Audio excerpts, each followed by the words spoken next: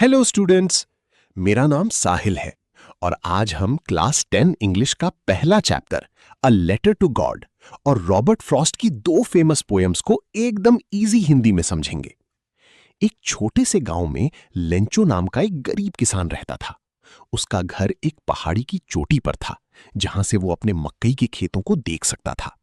उसकी पूरी उम्मीद अच्छी बारिश पर टिकी हुई थी, क्योंकि उसी से उसकी फसल तैयार होती। एक दिन आसमान में बादल आए और बारिश शुरू हो गई। लेंचो बहुत खुश हुआ। उसने बारिश की बूंदों को देखकर कहा, ये बारिश की बूंदें नहीं, बल्कि नए सिक्के हैं। लेकिन थोड़ी ही देर में मौसम अचानक बदल गया। तेज हवा चलने लगी और बड़ी बड़ी ओले गिरने लगी। ओलों ने पूरी फसल बर्बाद कर दी। खेत ऐसे लग रही थी जैसे उन पर सफेद नमक बिछा दिया गया हो। लेंचो बहुत दुखी हो गया, क्योंकि अब उसके परिवार के पास खाने के लिए भी कुछ नहीं बचा था। फिर भी लेंचो का भरोसा भगवान पर बहुत मजबूत था। उसे विश्वास था कि भगवान उसकी मदद जरूर करेंगे।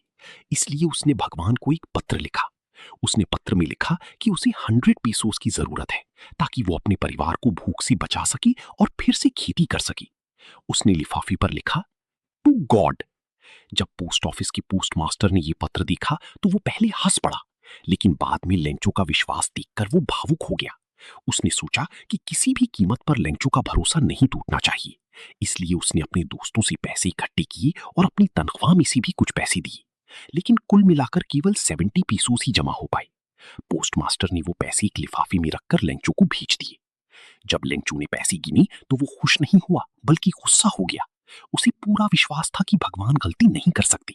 इसलिए उसे लगा कि पोस्ट ऑफिस के कर्मचारियों ने उसके 30 पीसोस चुरा लिए हैं। फिर उसने भगवान को दूसरा पत्र लिखा।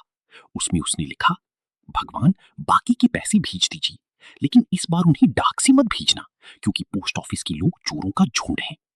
इस कहानी की सबसे बड़ी खासियत इसकी आयरनी है। जिन लोगों ने उसकी मदद की, लेंचो ने उन्हीं को चोर समझ लिया। मॉरल, हमें हमेशा उम्मीद रखनी चाहिए, लेकिन आंख बंद करके किसी बात पर विश्वास नहीं करना चाहिए।